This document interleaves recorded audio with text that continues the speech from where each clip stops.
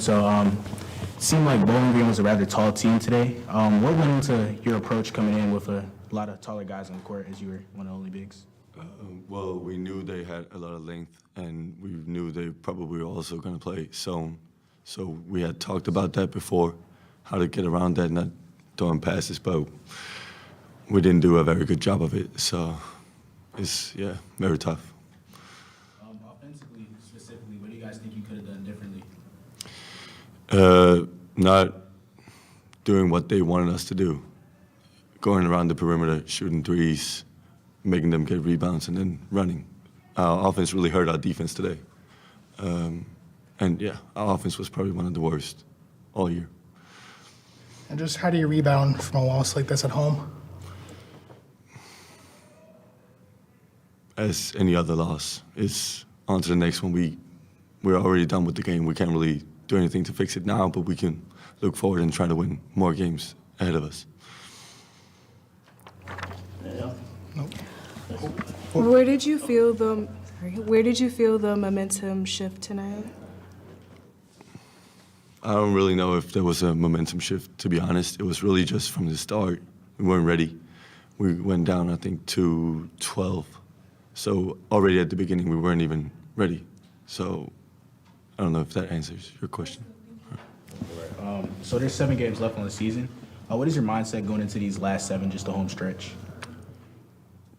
Try to play the best basketball we can and hopefully scraping enough wins to get into the tournament. How does this loss affect what going forward? Is there anything that you think you guys need to work on, or? Oh, it's a lot of things we need to work on. We're back in the gym tomorrow. We'll take a look at it, and then, yeah, we probably need to work a lot on our offense and our decision making, because that was not it today. It's not there.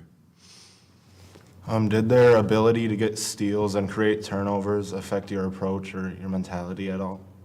For sure. We already knew they were very good at getting steals and forcing turnovers. They're one of the best teams in the country at running the fast break, and it really hurt us today. So it didn't really, I guess it changed our approach, but we didn't handle it very well. Did you feel that you guys kept on making repeated mistakes, and how did you guys try to combat that? Well, yeah, we did. We did make a lot of mistakes. It was the same thing over and over again, and we didn't adapt, at least not soon enough. And at that point, the game was already out of reach. How do you feel you and your players did in terms of communication? We always work on communication. I think we definitely need to get better at communication. But I don't know if it was the communication that really hurt us tonight. It was a lot of other things too. So it's probably in there, but not the major part, I think. What can you contribute in these next 7 weeks, and how can it be beneficial for the rest of your season? Me personally? Well, I talk a lot to the coaches about what I need to do to help the team, and that's my main goal, is helping the team get wins. We talk a lot about getting rebounds, doing the early work in the post, because I'm not the biggest guy. So I need to really work early to be able to handle myself down there. And then, on offense, just being in the flow of the offense, I think.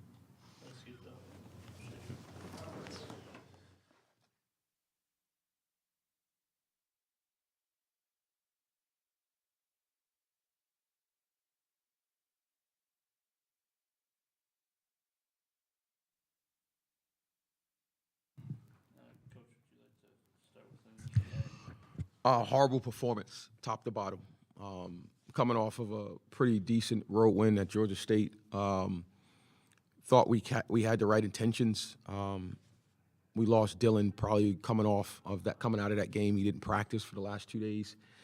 So his rhythm was off, so I knew that was going to be an issue of concern, just because as a shooter, you got to be within rhythm.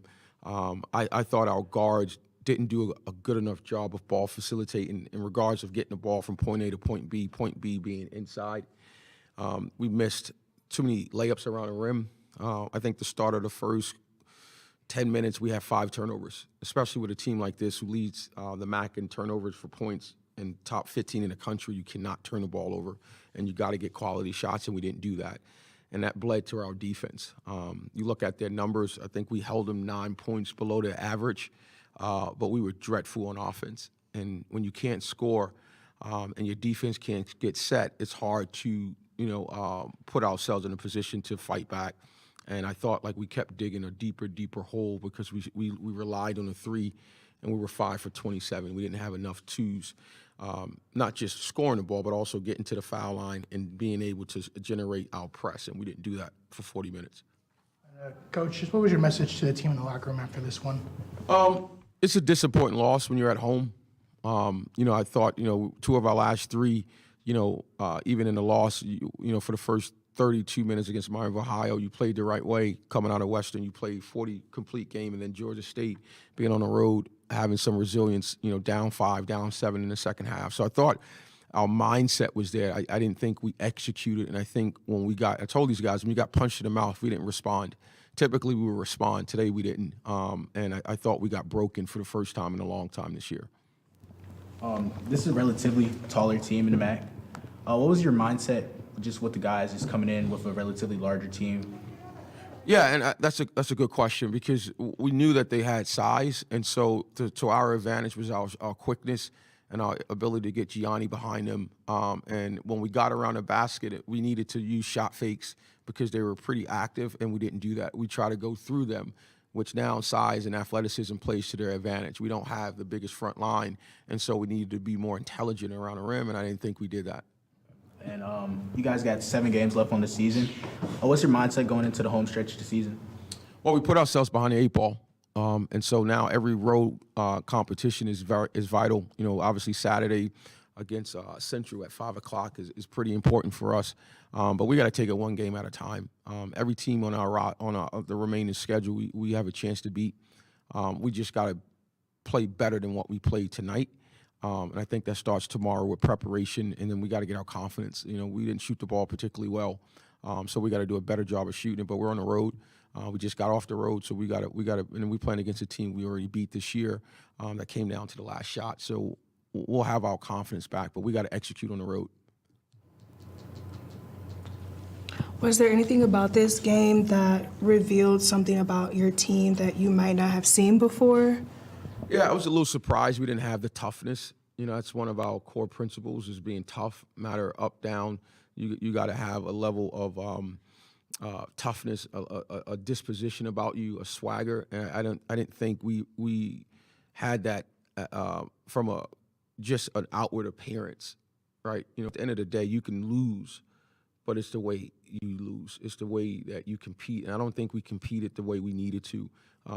For the first time in a long time. And so that's something that we will address via film, and we'll get after it. But I think just our toughness department was lacking in this game. And when you're not shooting the ball particularly well, there's other things that you got to do. Offensive rebound, you got to defend, you got to do all those little things to try to get yourself back in the game. And I thought we lacked that toughness when it was needed, especially crucial situations. They hit 2 threes the last minute and a half of the first half to get it to 20.